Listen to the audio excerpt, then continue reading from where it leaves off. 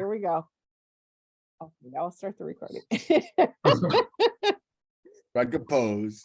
Exactly. It's like we're frozen now. All righty. So no guests today with us. But it was so fun having Beth Doherty last week. That was really fun. And yeah, that was awesome. Yeah, and she was a pro, man. She like recommended all your books. I was duly impressed. Yeah, she was so professional. I know, I loved it. Way more professional than me. Maybe she should be doing this instead of me. Gabe, I'm Gabe, just saying, you want to throw out the vibes out there to the universe. get your tongue bitten, get your tongue bleeding, please. All right, it's Steve Atinsky. We need to get back on here because I'm reading one of his books and loving it. So we got to get him back on here at some point. I actually was sent, Tom. I know this is unusual. I was sent a bound manuscript. Really? Right. I like it. I knew you'd kind of go on a really on that. It was for the Craig Russell book, The Devil's Playground. Devil's Playground, I think. It's old Hollywood movie, has a little Louisiana. I don't know that book, on. but it sounds so good. That's Steve's book. Steve's book. It's really good. So that's happening. What else? I think that's about it. I think we've given Facebook. I usually jabberjaw on here too long and we run out of time. So I'm going to shut up today. It's going to go Gabe, Andrea, Tom, and I will get Gabe set up so that he can go. And Gabe, take it away. Hitting the floor running. My first book is, I'm heavy on the nonfiction today. I don't know if I'm going to stay with this lineup today. I'm not. Ooh, you might be changing in the middle. It might be a switch up. Ooh, I like it. Or there might not be. We'll see. We'll see how the muse moves me. So Flight Paths by Rebecca Heisman. This is a cool story. This is some of that popular science, and we've all been around and we've all heard and read about bird migrations. Geese fly south in the winter, whatever it is. And we all often see flocks of birds going one direction or the other. And if we were more natural people in this suburban world, we know which is north from south. But so some of these species like of birds will fly like thousands of miles. They'll go from one continent to the from like South America all the way to like Europe and stuff, as regular migration patterns, which are huge, hundreds of days to do, and then they turn around and come back. So this is kind of I think as observational as humans are, you wonder what the heck's going on and what causes this and how do they know. And like salmon streaming back to their spawning grounds, these birds are doing the same thing. But a group of scientists focused on migration patterns. They use all elements of science to try to understand these migration patterns and why and how birds take these huge journeys. And in the late 20th and into the 21st century, there have been all these leaps made in understanding what these big migrations are about, why they happen and how they happen. So it's pretty fascinating stuff, I thought. There was a couple of movies out a few years ago, like Birds in Flight, and you were like in the middle of the pack of geese, and then you're in the middle of a pack, which was very cool. I think there's an audience for this, not just for your bird watcher, but I think for your curious observational scientists in the house. Good fun nonfiction. Fascinating, because I think this is super fascinating that some of these birds actually do fly and like don't land on anything for like months. I mean, it's incredible the amount of time that they stay in flight. So I think it's fascinating. There was also a good fiction book actually called Migrations by I think it was a Macmillan book.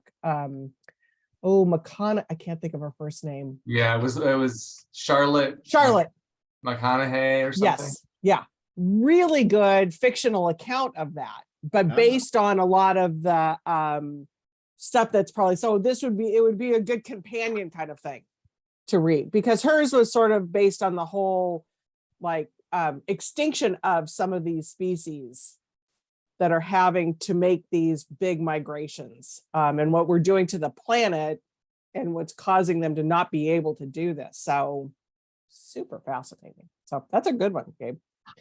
I'm thinking that Adrian would have really loved this one. I think this would have been right up her alley. Little stack there from her. Yeah, for sure. In memoriam. So I think Andrea, I missed that. He said in memoriam. Oh my goodness. Little Oscar like. Oscar. I went That's watching right. Oscars last night. Although, okay, that's what I meant to. That's what I was going to talk about earlier, Gabe. While we're talking about you, the boy, the horse, and the Oh yeah, Oscar winner. Oscar Jamie winner, Lee, my girl Jamie Lee, Harper author. Hopper How other many years? Oscar winner. Sarah Polly, Penguin Press author, one There for you go. Women Talking. Yep. No, it's like so Good stuff. cool, all of it. So yeah, Yeah. it was fun watching that last night. It was a pretty good show, I thought. I thought so too. I mean, long. It's always long. It's always long. It's always, Yeah. but that's okay. All right, So Andrea. I will Oh, go what do you- next because Andrea, didn't she put a note in the chat? Yes. Oh, I don't yes. know. I can't read. I can't read and do Okay. things. So I read the chat. okay. So I don't get to present books like visual books that often. So I'm obsessed with this book. It's called Lapidarium, The Secret Lives of Stone. So it's a chunky kind of size, really nice size. It's a Penguin hardcover. We did a book like this years ago called The Secret Lives of Colors, which was a huge hit in its year and then has backlisted every year since. But so this is stones though. So, and it's an art critic or historian's take on all the different kinds of stones, 60 different stones, and she's telling 60 different stories. And you can really approach these stones, like you could write a whole different book with 60 different stories. But she's looking at art, mythology, philosophy, of course, power. I mean, stones and power have been very closely connected. So it's a really fascinating mix, and you can open it up at any page, beautifully illustrated with the different images. And you can open it up and there's no right way to read it. You just open it any chapter that interests you and start in. Right before, I almost was late because I was reading this chapter, Sapphire, which is all about the Marcos, Imelda, Ferdinand and Imelda Marcos, and the stolen, not just sapphires, but the stolen jewels. Yeah, they looted the country, and so it's about what happened to those gems when they fled the Philippines, and where they are now. It's fascinating to think of these stones and the power that they've held, and that's just one little story, but it was fascinating. So I love this book. It's called Lapidarium, which is, of course, just a lapidarium is like a museum of stones or a chamber of stones, but here it is in book form. So, And is that paper over? Is that a? It's paper not overboard. a paper over. Yeah, I love that. Yeah, no jacket, no jacket. Looks like a great. It Yeah, it's feels a great great in the package. hand. I love it. Another one that would be great for Adrian. Is this an Adrian show today? Yeah, that's true. Yeah. The crown jewels in there. There's been a lot of speculation about the crown jewels lately and stuff too. I know. Yeah. Huh? Yeah. Yeah, Yeah. lots of stuff coming out about that whole royal thing, huh? Time to repatriate, baby. Yeek, yeek. All right, here comes Andrea. Thanks. There was some tradespeople making very loud shop vac noises, which I'm happy about because they're cleaning up.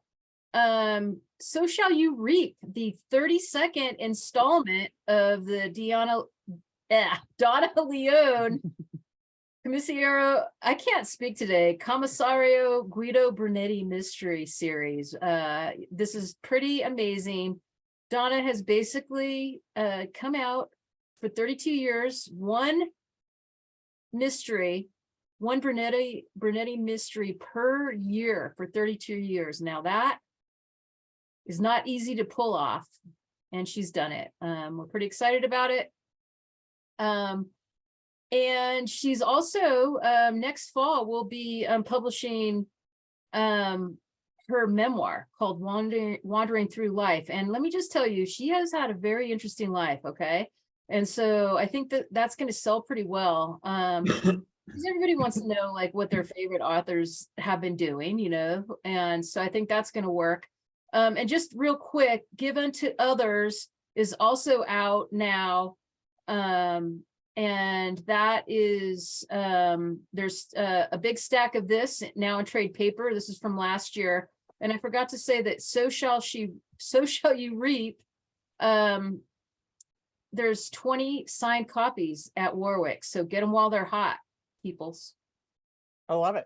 She's always so good. We got to host her in a virtual event, like when the pandemic first happened. So Yeah, no, that's great. You know, because she really doesn't, sometimes she'll fly in from the continent to New York, but she ain't coming anywhere close to the West Coast. So it's nice that she you know, wanted to do a virtual event. So yeah, it was really cool because we had her just like one-on-one with one of our interviewers. So it was really cool. yeah, yeah, she's great. And she's really had a varied life and an interesting education and has traveled all over the world. So looking forward to that Wandering Through Life memoir when it Yeah. comes. We'll Definitely. talk about that later. Yeah. Definitely. Okay, Gabe. All right, the next book is an odd little book. I'm gonna stick with it. I'm gonna challenge You you. just say, there you go. Stick with your gut, man. Challenge the readers, man. It doesn't seem like the most sexiest of books. God the Bestseller. And this is sort of a shout out to Harper Collins, Harper and Row, Harper Brothers, Harper, and the House of Harper since 1817. This is Stephen Prothro's written a number of bestsellers. His biggest book was his first book with us, Religious Illiteracy, where he pushes for schools and for there to be a larger conversation about religion and the various religions that exist. So teach religion in grammar school, teach all religions in grammar school, right? So he's one of those people who is, let's have the religious conversation. He wants to have that religious conversation. America is becoming less and less religious, but it's still, you know, you look at the NFL, everybody's thank God, and there's a lot of God in our culture still, as we are supposed to be becoming more secularized. So Stephen Prothro is one of these guys who doesn't pick sexy topics because it's always based around religion, but he's more of a historian and an anthropologist than a Bible thumper. So this book is particularly about a publisher in New York, Eugene Exman. 1916, Eugene Exman got thrown from a horse and he saw God. He was a kid and he always wanted to recreate that moment in time, like that perfect buzz you got when you were in college and you were just enough beer and just enough of whatever, where you're like, that's what he wanted to achieve again, which you never can. But that kind of became his life mission. So he invested himself in religiosity,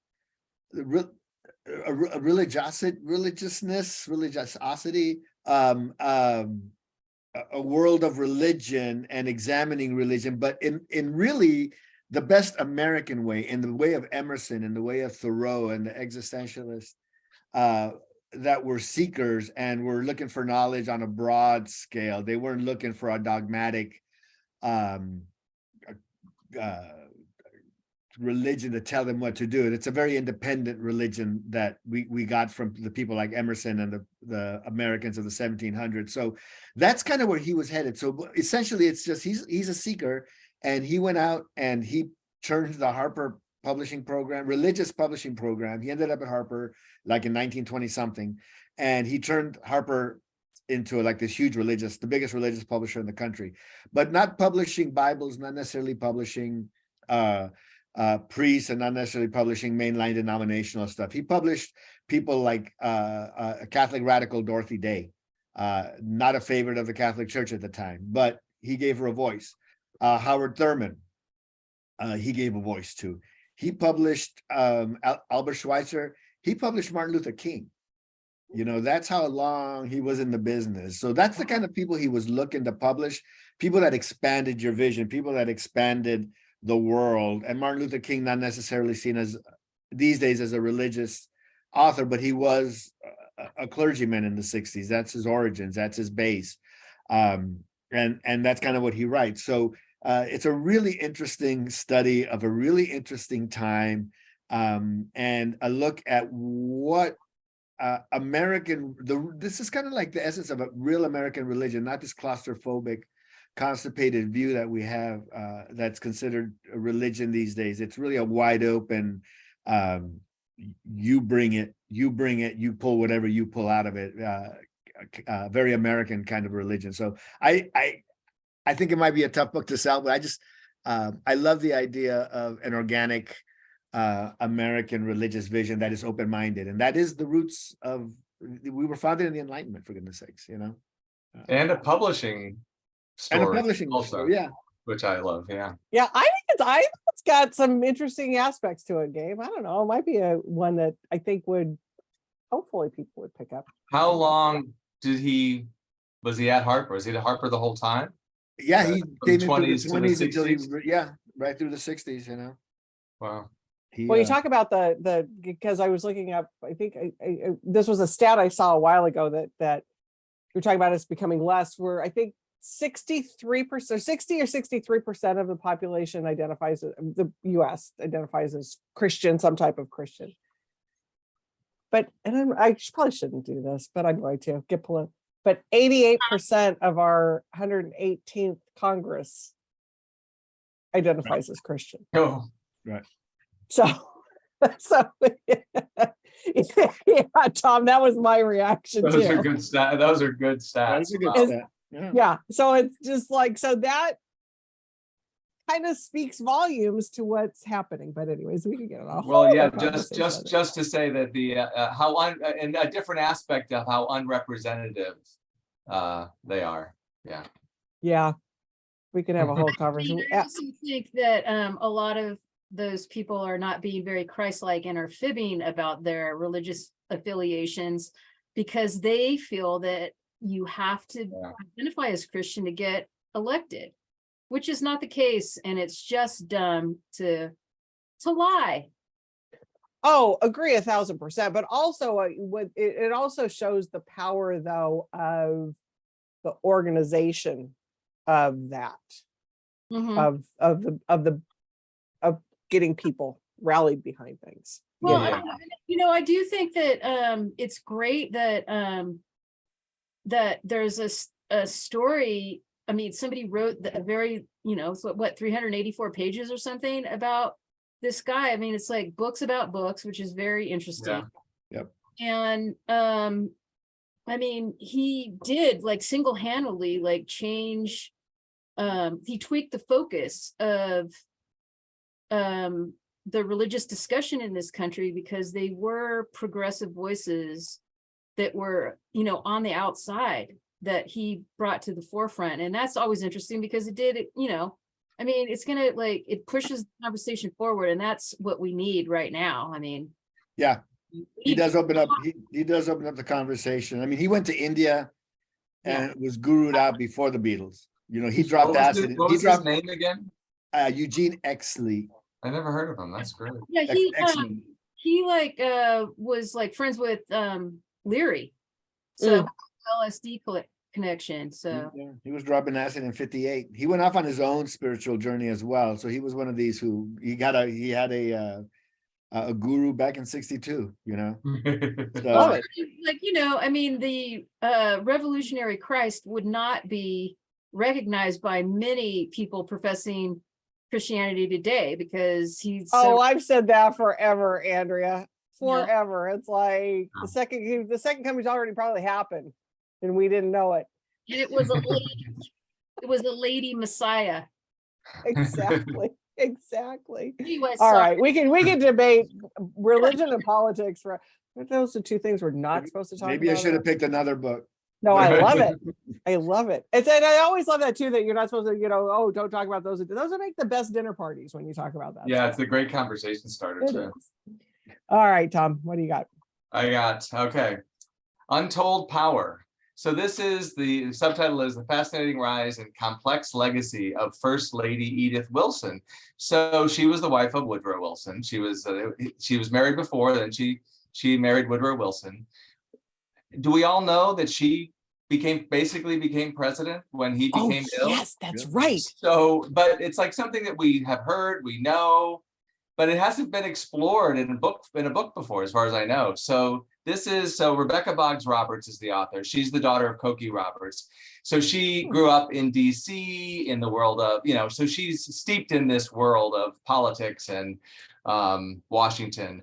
So she's the perfect, and she's young. So she brings a young historian's eye to Edith Wilson, who was, so he had a stroke, very debilitating stroke. She took over and she basically kept it a secret. So people would come in with questions would come in from members of Congress. She would consult with Woodrow and then she would tell the world what Woodrow wanted to happen. And so it's a fascinating, portrait of this ahead of her time woman, although in a way she was, in a certain way, both she reflected her husband's views. So he was in some ways progressive, in other ways retrograde, sexist and racist. She embodied those.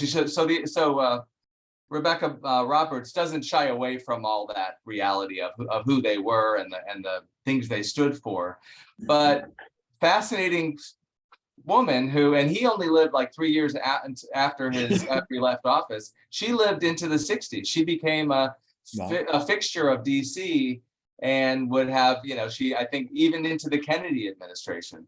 So there's a lot we don't know about this really important woman in American history. So it's another great, rediscovery of a historic figure by a young historian. So that's Untold Power by Rebecca Boggs Roberts. Now, what I can't remember from the story, though, does he recover from that stroke? Not really, no. And so at some point, I don't remember my history then. Did his vice president take over or what happened? No, my understanding from the book is that she pretty much ran it to the end, and it wasn't a huge amount of time. Okay. But okay, it was a year. It wasn't like it was okay. It wasn't. It was not like a whole term, but it was less than one term. Okay. Okay. But to keep it as secret as, in those days, I guess a lot of things were kept secret. But yeah.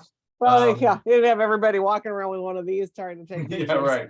But she's been written in a way, kind of written out of history. Although I've heard this about. Well, her. I imagine that they probably don't want to be talking about that too much. No, it's true. It's true. That's not something that you want to. So this will be a great. Guess what? Yeah, exactly. So history lovers, politics. It'll be great. It's going to be great throughout the rest of the year because there's no other book like this. Yeah, no, fascinating. Yeah, when I had heard about that, I can't remember how I had heard about it. It's like, what the what? It's kind of crazy. It is crazy. It's probably not something that presidential historians necessarily. Right. Well, I'm I don't know whether to say this or not say this, but there will be people who read this with the current administration in mind. There are. Right. You know what I'm saying? Yes. Yes. So anyway. A little bit harder to get away with that completely in today's world. But but going back to history though, I'm not sure that once it was discovered what was happening, and that's something that the presidential archives are going, oh, let's make sure that you know what? Country would have been fine in Hillary's hands or in Michelle's hands. Oh yeah, no, I agree. Yeah, better off in certain ways. Yeah, maybe that should be our vice presidents now. Anywho, hey Andrea. Okay, I'm not paying attention. I'm thinking about body doubles and all sorts of conspiracy stuff now. Fun.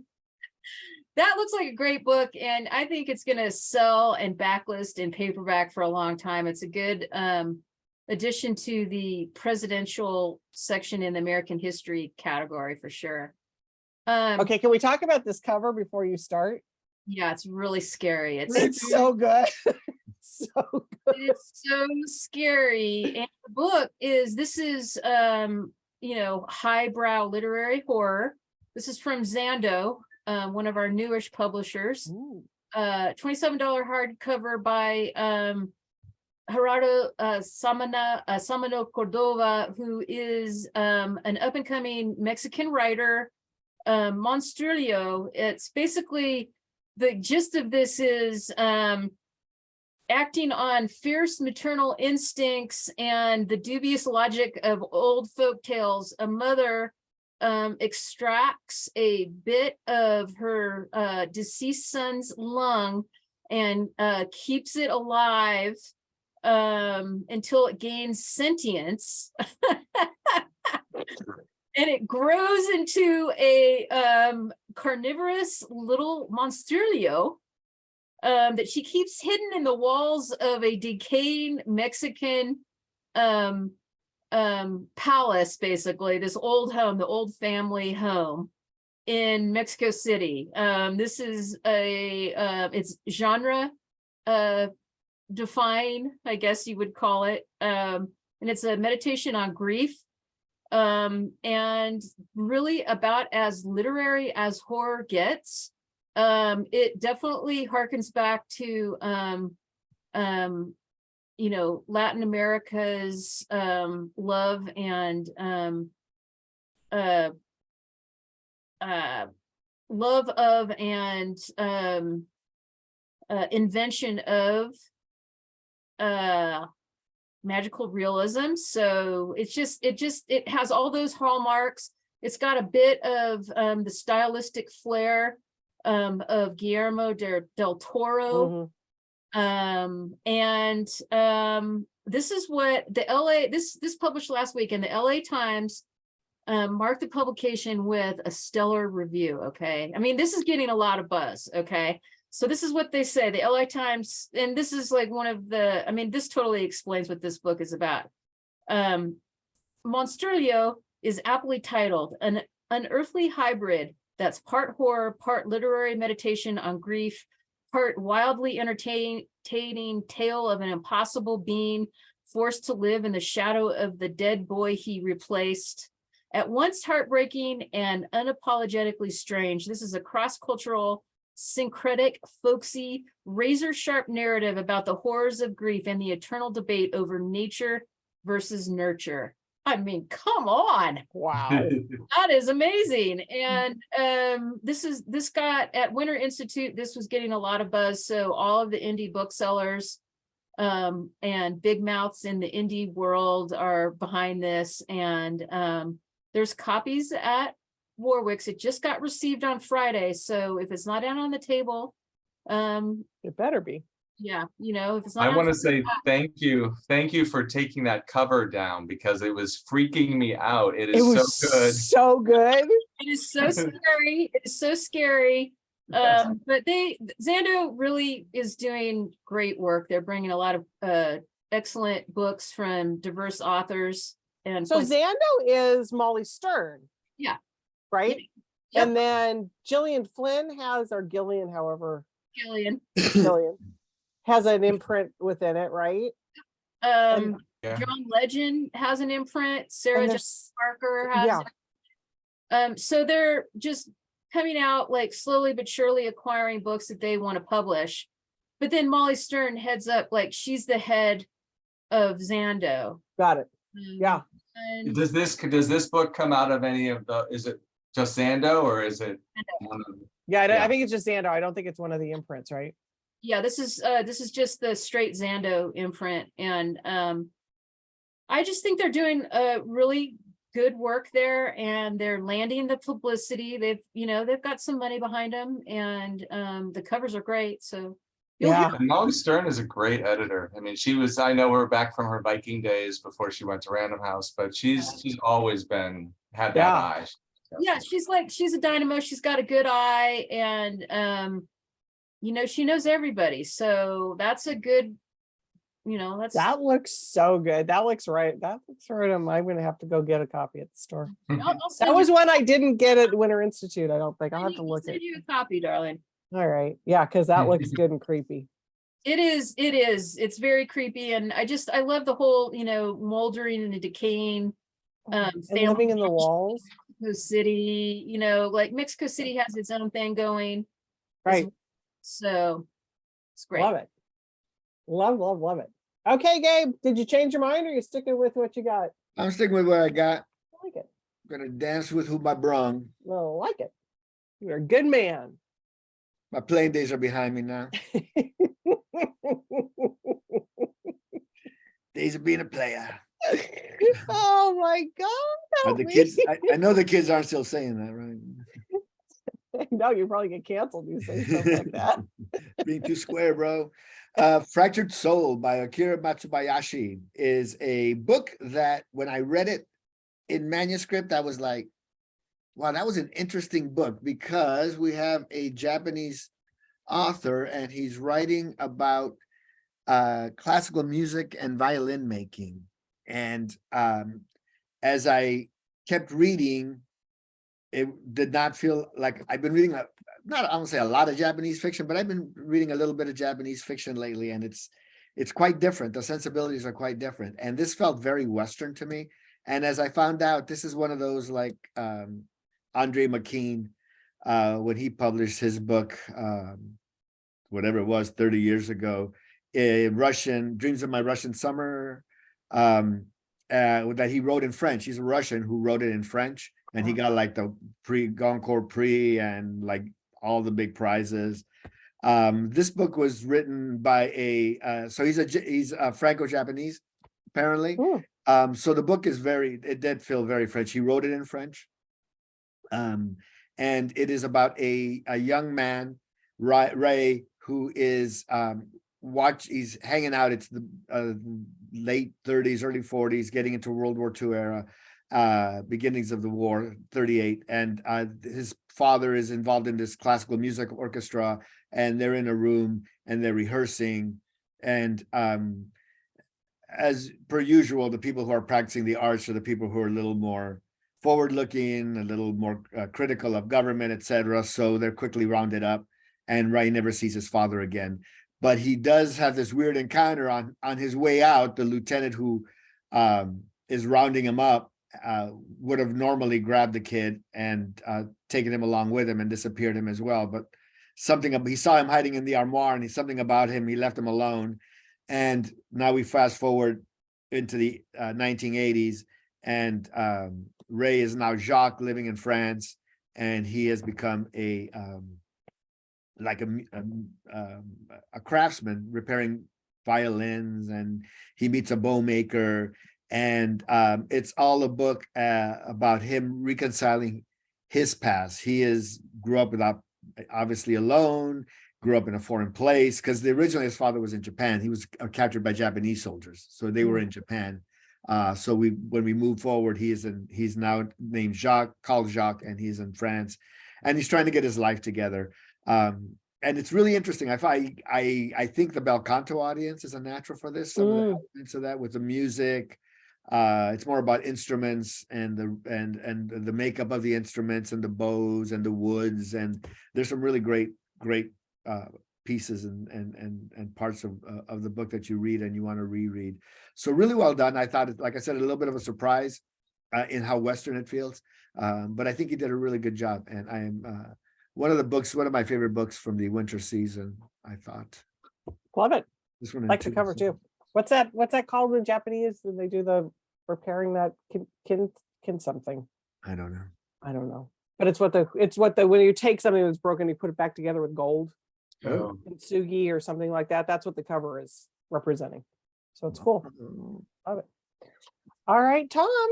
All right. So Vera Wong's Unsolicited Advice for Murderers. So this is what Mallory was reading on the way to Winter Institute, right? I think so too. Yeah, that's Yes. right. So it's out. I think it's out tomorrow. Okay.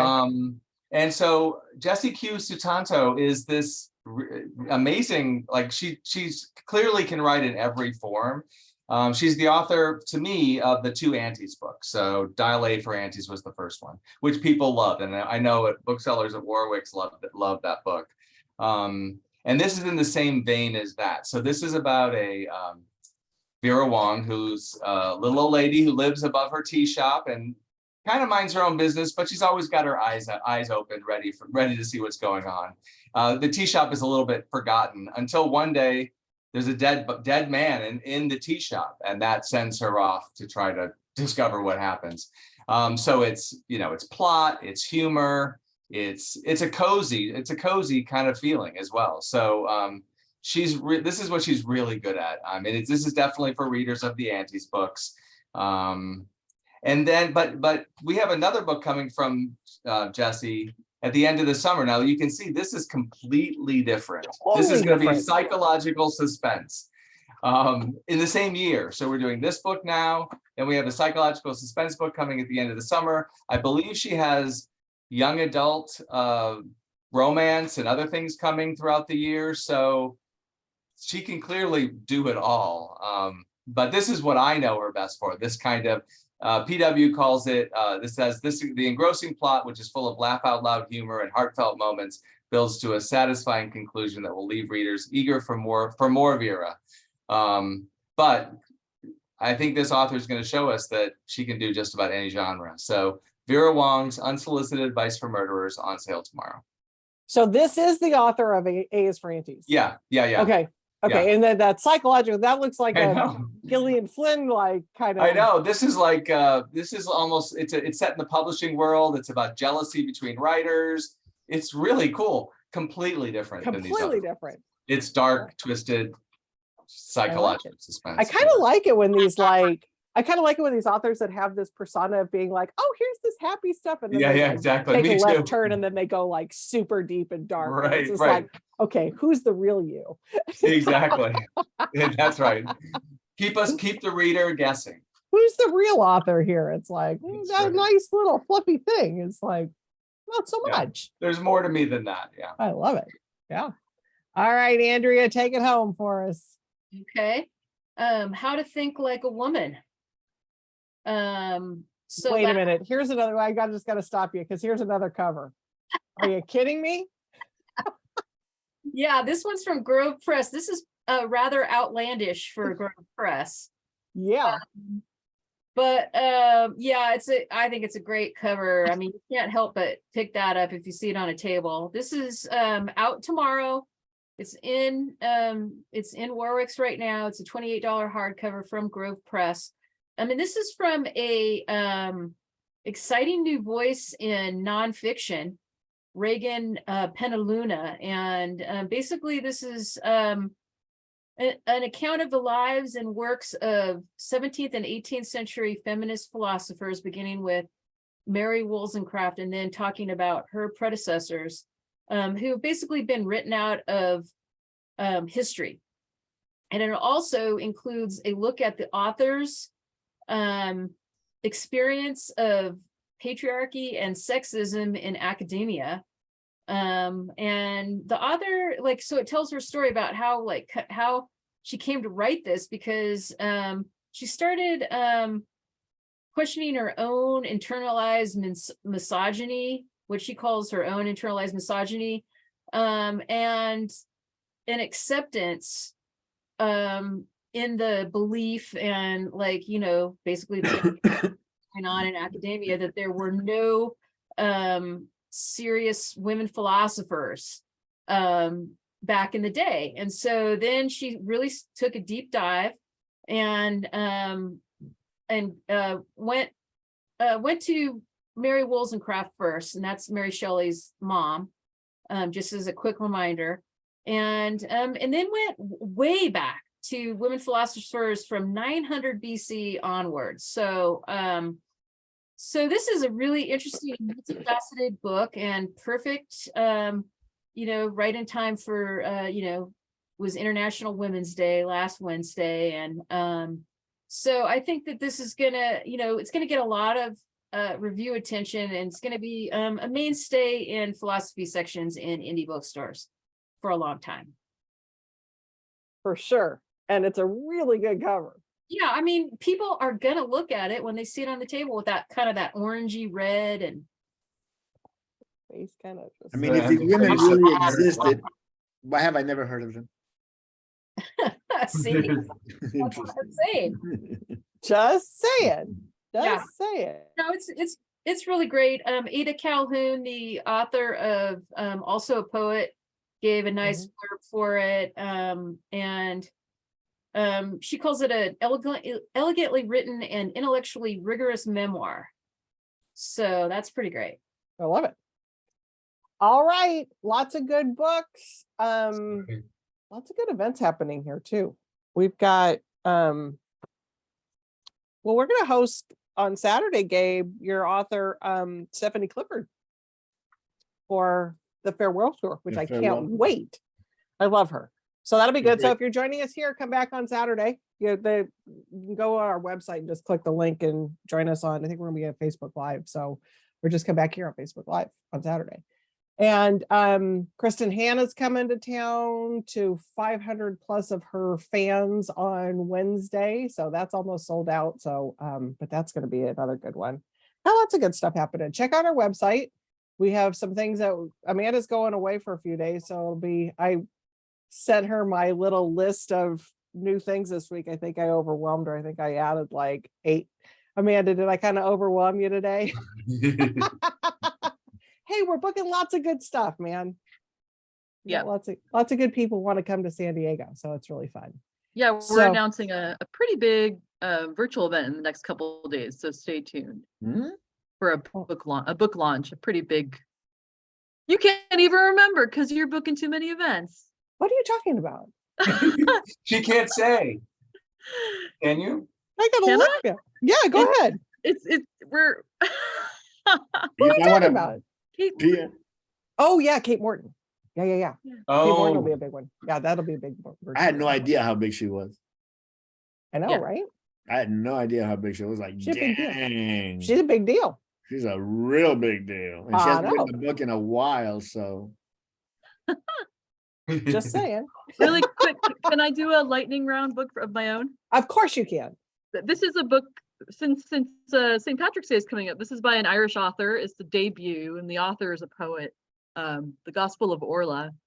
It's very good. The narrator is a young girl, and she's running away from home and by bike, and she meets this guy who has these strange magical powers, and you find out the guy is actually someone very familiar. Speaking of religion. So it's a really great book. It's funny and it's sad, and she's a great narrator, and I want to find this guy's poetry because it's really good. So that's The Gospel of Orla. Irish Sounds and a good. poet. Sounds good. Yeah. Sounds Fine. really good.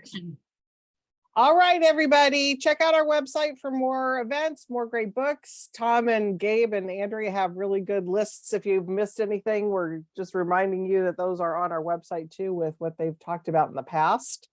So happy reading. See you all next Monday. God, it's already like almost April. I'm feeling know. like January seemed like it was never going to end. I mean, honestly, that was the longest month in the history of the world. and now it's just fed up. And now, yeah, I mean, I'm just like, holy moly. So anywho, cheers, everybody. Bye. Bye.